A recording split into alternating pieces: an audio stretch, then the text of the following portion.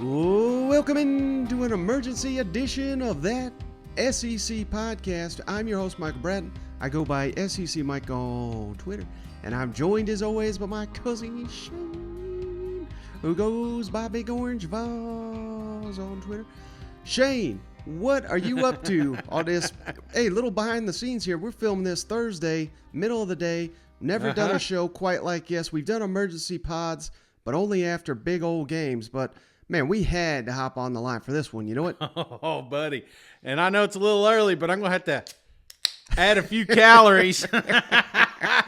I'm telling you what, brother, Independence Day's a little over a month away, but there's already fireworks down there in College Station, ain't there? Oh, no doubt. And, of course, you know, I assume everybody's heard the news. If not, Nick Saban, late on Wednesday. I got to be honest with you, Shane, I was a little upset. I was like, my God, why couldn't he have said this at 3 o'clock in the afternoon? Yeah. He said it about 9 or 10 o'clock, called out Jimbo Fisher, called out Deion Sanders. He was speaking at some Birmingham event. And as I understand it, Shane, this was an event for a lot of Alabama money people. So, you know, you can sit here and say, well, he's trying to help the sport of football. What he's really trying to do is say, hey, listen here, diehard Alabama people. You want to compete in this NIL era, we got to step up our game. So let's kick it over real quick to Nick Saban's comments, courtesy of AL.com. They were on the scene. They filmed the whole thing. And I'll be honest, Shane, before we even play this, the first time I saw this, it was just a tweet from the reporter down there. I was thinking, this guy's drunker than hell. There's no way Nick Saban said this about Texas A&M. So here's Nick Saban late Wednesday evening. Because our job is not to buy you to come to school here. And I don't know how you manage your locker room, and I don't know if this is a sustainable model, because one of you folks are going to give some player that comes to our school a bunch of money to come to our school. And then you're going to come to the game in full strut, thinking, I'm going to tell everybody I got that guy to come to Alabama. And then he's not going to play, and he's going to transfer, and you're going to say, I'm never going to do this again. All right, so I don't know how it works. I don't know how you sustain a model like that. Now, I know that we're going to lose recruits because somebody else is going to be willing to pay them more. But name, image, and likeness is something that's here. And I think the more supporters that we have for the University of Alabama in all sports, that are willing to sponsor players, whatever you want to call it, use them in your business to help your business, that's going to help our programs. The thing that I fear is at some point in time, they're just going to say we're going to have to pay players. It's not supposed to be something where people come and make money. And you make a decision about where you go to school based on how much money you're going to make. You should make a decision based on where you have the best chance to develop as a person, as a student, and as a player, which is what we've always tried to major in, and we're going to continue to do that, and hopefully there's enough people out there that want to do it, but I know the consequence is going to be difficult for the people who are spending tons of money to get players, and you've read about them, you know who they are. I mean, we were second in recruiting last year, A&M was first. A&M bought every player on their team, made a deal for name, image, and likeness. All right, we didn't buy one player. All right, but I don't know if we're going to be able to sustain that in the future because more and more people are doing it. We have a rule right now that says you cannot use name, image, and likeness to entice a player to come to your school. Hell, read about it in the paper. I mean, Jackson State paid a guy $1 million last year that was a really good Division I player to come to school. It was in the paper, and they bragged about it. Nobody did anything about it. I mean, these guys at Miami that are going to play basketball there for $400,000, it's in the newspaper. The guy tells you how he's doing it. So, ooh, buddy, I mean, man, you're just calling out everybody here. A&M. And here's the funny thing, Shane. Remember, it was just a couple days ago. Nick Saban's out here saying we need parity. But my God, we finished number 2 in recruiting. What horse shit is this? And imagine the entire rest of the country outside of A&M, they would have been happy to be number 2 in recruiting. You got a number 2 recruiting class. You have got the players to win the SEC, to win the national championship. So, oh man, I'm not with Nick Saban on this one. How about you, brother? No, and I'm trying to, this is the first time I heard the actual situation. I just thought he's at some random event. I didn't think about the boosters and this being a battle cry here, that, hey, if we're going to stay number one, we're going to have to think like number one. And that makes a little bit more sense. But, man, this thing caught fire last night, brother. It was everywhere. I mean, just the whole – from the parody thing to this, I mean, Nick Saban kind of buried himself a little bit here. And, brother, they're piling on. They're coming out of the woodworks to shit on Nick Saban, the ultimate GOAT, the czar of football, And then how about this, Shane? So Coach Prime, Deion Sanders, I got no knowledge of Jackson State, what they're doing down there, but it's pretty wild that they're calling him out. Here's what Deion said right after all this. You best believe I will address that lie Coach Saban told. I was awakened by my son and sent me this article saying that we paid for our 5-star number 1 prospect, Travis Hunter Jr., $1 million to play for Jackson State. We as a people don't have to pay our people to play with our people. It kind of lost me there at the end, but you know what he said. He's pissed off. And this was great too, Shane. I don't know if you saw it. I retweeted it. We'll throw it up on the YouTube, but Lane Kiffin reacting, using Peyton Manning and the pistols out there. So, ooh, man, Twitter was a buzz on Wednesday.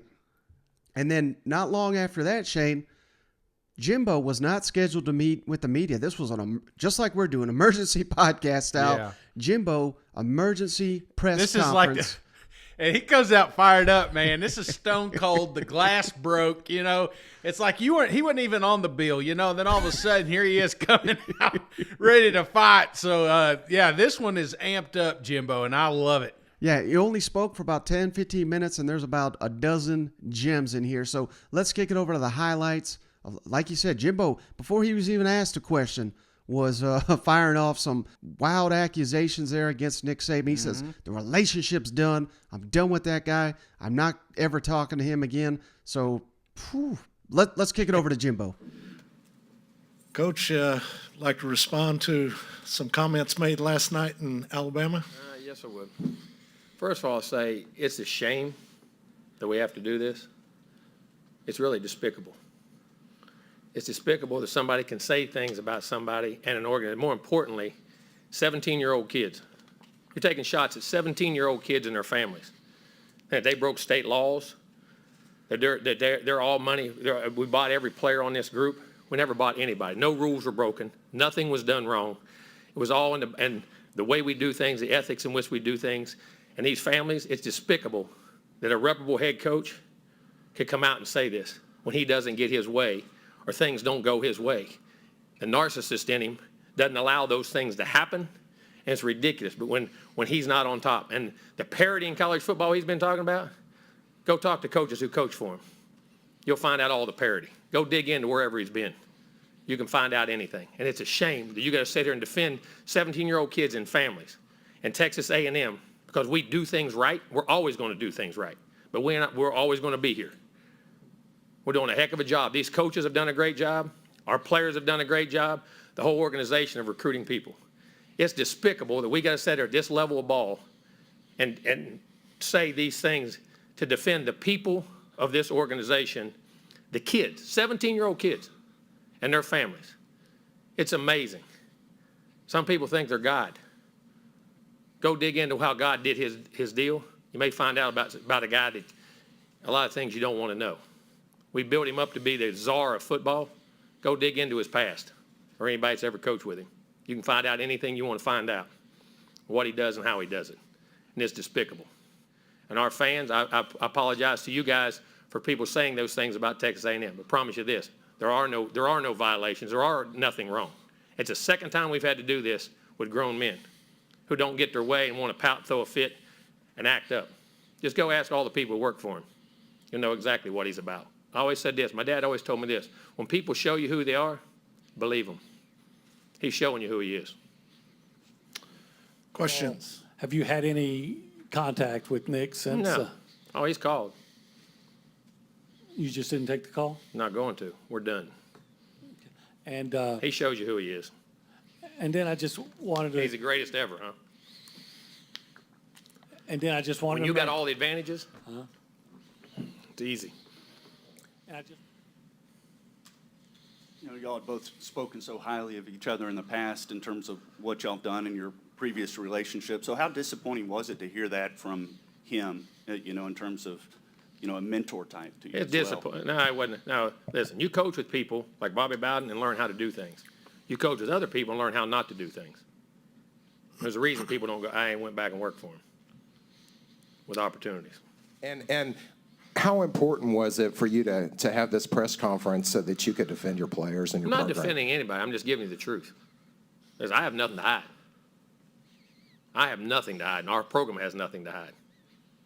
Be interesting if everybody can say that. And that's the truth. Listen, I'm going to tell you one thing. You can call me anything you want to call me. You ain't calling me a cheat. I don't cheat and I don't lie. So I learned that when I was a kid. If you did, the old man slapped you side of the head. Maybe somebody should have slapped him. But that's one thing you don't. Now you're fooling with their name. That don't. From Texas A&M's name, you're saying with those kids' name and our name. I'll put it with any of them. Front left, Olin. Coach SEC. I ain't into that. I wasn't raised that way.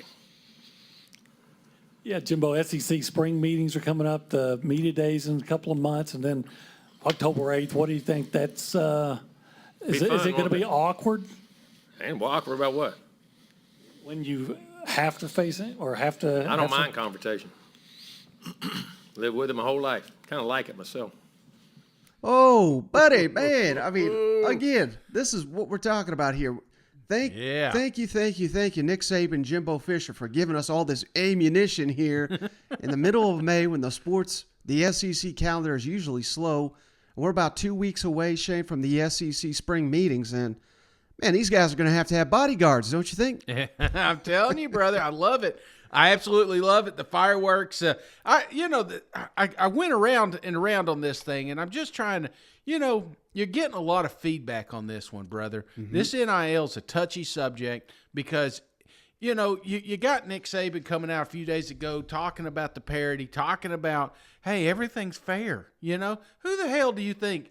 I mean, are you serious? Can you, with a straight face, think that things are fair coming from Tuscaloosa compared to other universities that are around the world? You know what I'm saying? It's just, it is not a parity. It is not even. And the fact, I was thinking maybe this NIL ain't going to make things even, but it is going to help a lot of other teams move to the top. You know what I'm saying? Right. And the problem is, people listen to Nick Saban. Jimbo talked about the czar of football, but, when Nick Saban comes out to these things and he says something, he's got the ear of the SEC. He can change things, man. That's just how influential this man is. Is he the GOAT? Absolutely. The greatest coach of all time, in my opinion. Mm-hmm. But with that power comes great responsibility. And if he nicks this NIL thing, then it's going to clip the wings of a lot of universities, like I said, across the country. So I think that's why Jimbo's so fired up. And I think that's why Deion's fired up. Because Nick's one of those that he could just come in and say, hey, this isn't fair. It needs to be turned off. And he could get that damn water turned off. You know what I'm saying? Yeah, no doubt. I mean, it truly, to me, Shane, it feels like they're threatened a little bit. It is, so interesting that Nick Saban and Kirby Smart and Dabo, those seem to be the three guys that are against the NIL more than ever. What do those guys have in common? Of course, they've been dominating college football in the current landscape before the NIL era. So, hey, if you're a fan of those programs, I'm not sitting here trying to call you out, but those seem to be the only people supporting those narratives. And, we got to do something to even the playing field. It feels like it's being evened out a little bit. And, hell, we can't have that, Shane. That's the last thing we could have. And, following these Jimbo comments, did you see what old Lane Kiffin tweeted out? No, just the popcorn? Well, he's been tweeting up a storm, but apparently, first time in my life, I'm speechless. Lane Kiffin says. So, again, I cannot wait for these spring meetings to see what comes out of it. And, closing thoughts here, Shane. I know this is great for us. This is talking points. This is getting everybody fired up for SEC football. But, one thing I will say, where's Greg Sankey in all this? Because I'm very surprised that the SEC leadership is not taking a stronger stance. Now, I know you can't control everybody, but, you know, I got to imagine that he's upset right now with Jimbo. He's probably upset with Saban for just kind of airing this dirty laundry. And because I don't know where this goes. I mean, are we just going to go deeper and deeper down the rabbit hole and start finding violations? I mean, that's the last thing the SEC offense wants to see. But we may be headed that way. But that's what the theme, man. It's like, damn, Nick, you know, we know what you're doing up there, and we will tell it if you take away this from us. You know, it almost feels like a little snitch game here going on. So I don't know how exactly this is going to play out, but I think we're just now getting it started. All it is, brother, is it's topics that we want answers to. You know, we got a lot of things that we're going to go over at SEC Media Days, but I think there's a lot of stuff. You talked about the pods. You talk about you moving into schools. We got the NIL. There's just so many moving pieces in the SEC and college football in general. And these guys want answers, but they don't want, like I said, they don't want somebody – this isn't a dictatorship. You know what I'm saying? This isn't a league ran by Nick Saban. He is not the SEC chairman. So I think that's the thing is that weighted voice of the GOAT is you know, like I said, ruffling the feathers of a few other coaches out here. And Jimbo's just the first one to talk. You know what I'm saying? I guarantee there's other ones talking in the background. Yeah, no doubt, Shane. Well, hey, we got to keep this thing brief. I know we interrupted your little afternoon here. I hope you're back on the walking trail. Love to see day one Shane countdown. So cannot wait to see day two. But I think that's it. Unless you got anything before we hop off the line. Nope, that's it. Day one in the books. We're getting one day closer to SEC football, and this is just another sign, baby. I can't wait. I can't wait to see these guys meet up, brother. That game's. If I'm telling you, they're going to be hanging out of the rafters for this one. Yeah, no doubt. Last thing, Saturday, October 8th, A&M at Alabama.